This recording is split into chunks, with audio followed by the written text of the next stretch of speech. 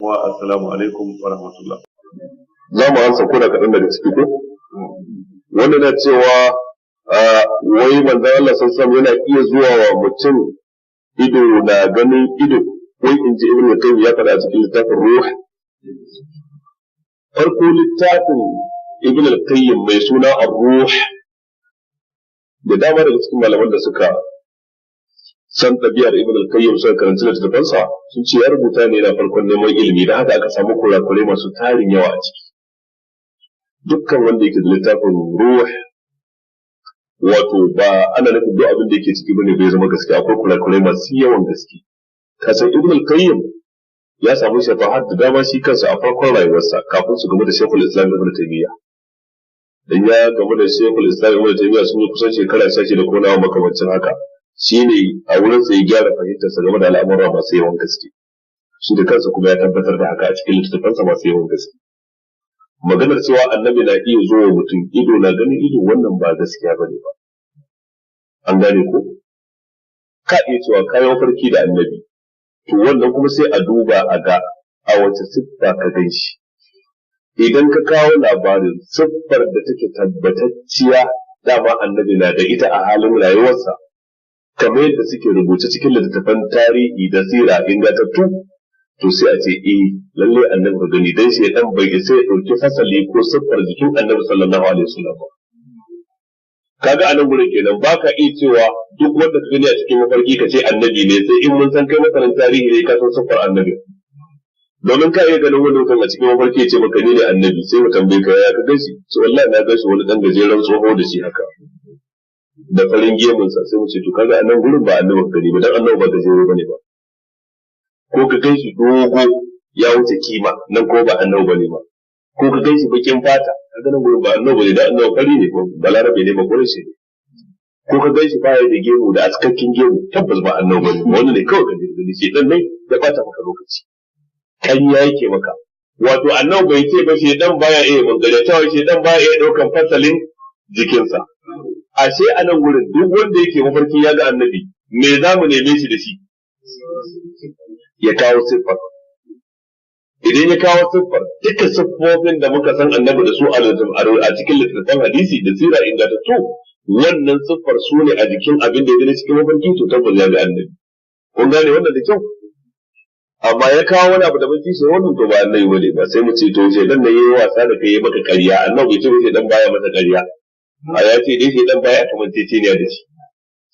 Dan wani sai ya dauka duk abin da gare cikin mafarki ai annabi ya ce shedan baya kamanceceniya da ni.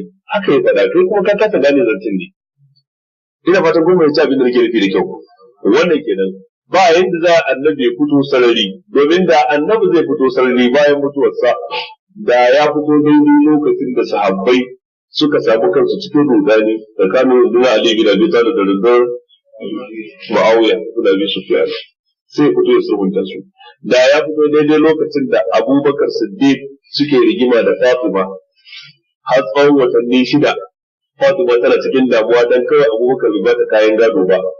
Shi ko yace na ji babanki ya faɗa da cewa mu annabawa da abin da muka bari saraka dai ba a cin gadon. Kaga ta nuna da mota har aka ɗauki wani lokaci da annabi ya fito ya sulhunta su, don baya da aboki da ya wuce Abubakar, baya da ɗaya da yake takama da ita kuma sama da Fatima. To ya zai bari babban abokinsa na sa'insa da ƴansa ba tare da ya fito ya sulhunta su ba? To sai annabi ya kyale Abubakar bai fito ba, ya kyale Fatima da yake tsoka ce jikinsa kuma shi tsoka ne nata, kawai ya fito dan tun kana nan a gindin ku dubu ko kana wani wuri da kana wurin dinka da sarbi mai abin da ta ba zai fito ba.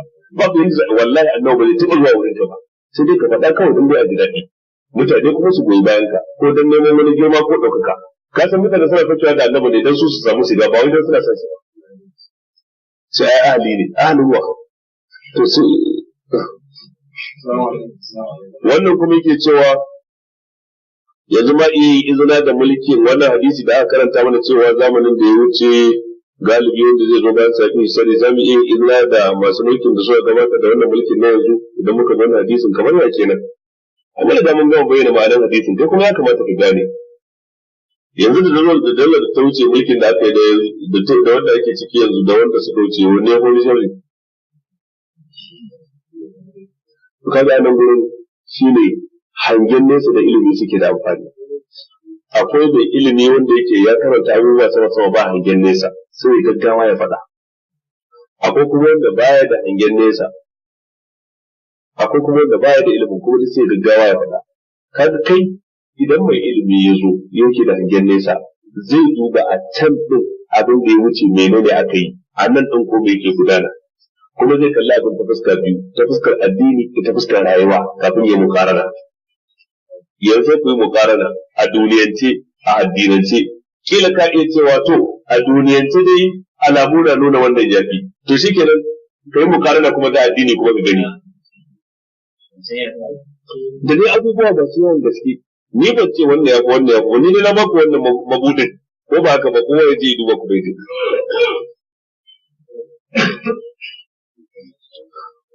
Matsayin kyautar da mutum ke yi amma kuma daga baya sai magadansa su rusa ta su ce ai ba a riga wai an yi ko hausi ba ko hausi da yake da yake nufi. Idan mutum ya baka gida kamar da malakutu suka yi bayani, to alamar ya baka gida sai ya baka duk abin da ke nuna mallaka, ko ya baka mukullan in a yau ne rayuwar yau idan a kawai ne ya ba mai takardun gida ko da zarar ya ce na baka gida na nauri kaza sai aka ce to me sai ya je cire kayansa kuma ka je ka kai naka kasa a wajen mutane sun gani ko bai baka mukullan ya zama naka kai hauzi. Idan a gari ne fa sai baka takardun gida ke da mukullansa alamar ya baka gida ke amma ce na baka gida na nauri kaza, ina tunanin nan gaba zan mika maka shi, ma'ana zan baka takardu da kaza. Kafin ya kai ga baka takardu sai ya mutu, kan kama ka riga kai hauzi ba, ita ko kyauta ba ta zama ta sai kai ne sai kai hauzi, shi ne abin da suke nufi. Wannan malam fito da sun riga sun yi magana a kai, magana ce mai karfin gaske. Sai fa in bayarwar ya bayar ga ƙwararren shaidu na gaske, don saboda abin da yasa ake son a sallama din ta hanyar da za ta iya dan a samu tsaro na dukiyoyin mutane. Da yanzu duk idan aka ce duk wanda ya ce a baka gida ko da bai baka takarda ba ya zama naka, to mutane sun shiga ƙarya ne.